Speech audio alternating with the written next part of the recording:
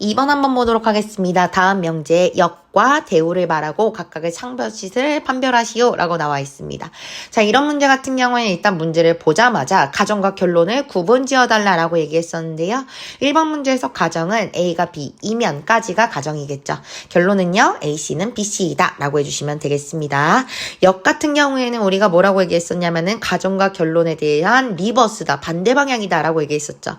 원래 있던 명제가 그래서 P면 Q라고 얘기했었을 때 역명제 같은 경우에는 반대로 Q이면 P이다 라고 해주시면 되겠고요. 대우명제 같은 경우에는 자리를 바꾸는 것뿐만이 아니라 각각 부정까지 해달라 라고 얘기했기 때문에 not Q이면 not P이다 라고 해달라고 얘기를 했었죠.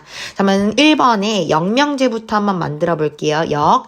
얘는 가정과 결론의 위치를 바꿔주셔야 되기 때문에 AC가 BC이면 A는 B이다 라고 해주시면 되겠습니다. 그럼 얘는 참일지 거짓일지 한번 생각을 해본다면은 이 친구는 거짓입니다. 거짓이 되는 이유로서 우리는 뭘 찾아줄 수 있냐? 반례를 찾아줄 수가 있는데요.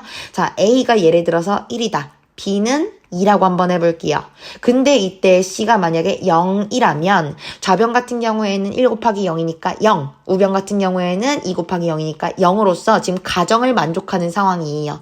다만 이 상황에서 결론을 만족하는 상황까지 이루어지냐라고 한다면 A와 B가 다르기 때문에 이런 것들이 반대되는 예시, 반례라고 해주시면 되겠습니다. 따라서 1번은 거짓인 명제다라고 해주시면 되겠고요. 역명제가.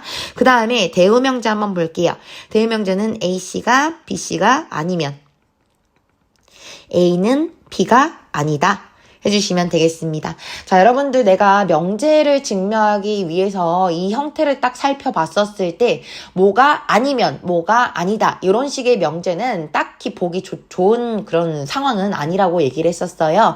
직접적으로 증명하기 곤란한 형태의 그런 명제라고 얘기를 했기 때문에 대우명제의 참거짓은 우리가 어떻게 할 거냐, 여기에 있는 원명제의 참거짓을 확인함으로써 우리가 체크를 해보도록 하겠습니다.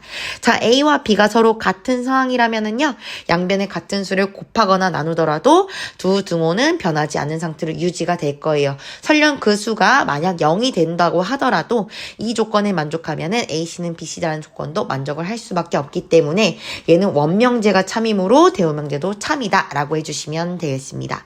자, 2번도 한번 만들어 볼게요. X가 6의 배수이면 까지가 지금 2번 명제에 대한 가정입니다. 그 다음에 2번 명제의 결론은 X는 4의 배수이다가 되겠죠. 자, 먼저 역명제 만들어 보시면은 X는 4의 배수. 얘가 지금 가정이 되겠죠. 이면 X는 6의 배수이다. 자, 여기에 대한 참거짓 한번 생각을 해볼 건데요. 4의 배수는 무조건 다 6의 배수가 될 수 있는가?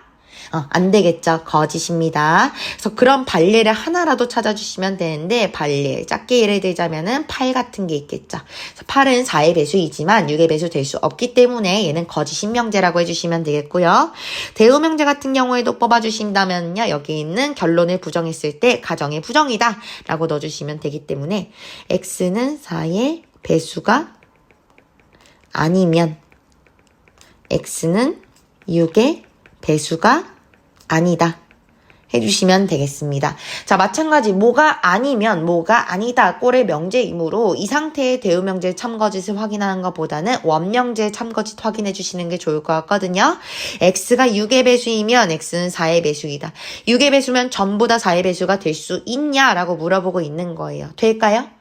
안 되겠죠. 얘도 마찬가지. 그래서 거짓인 명제 되겠습니다. 반례 대략적으로 한 개만 찾아주시면은 뭐가 있겠냐? 18 이런 것들이 있겠죠. 아니면 6 자체도 되겠고요. 그죠? 6.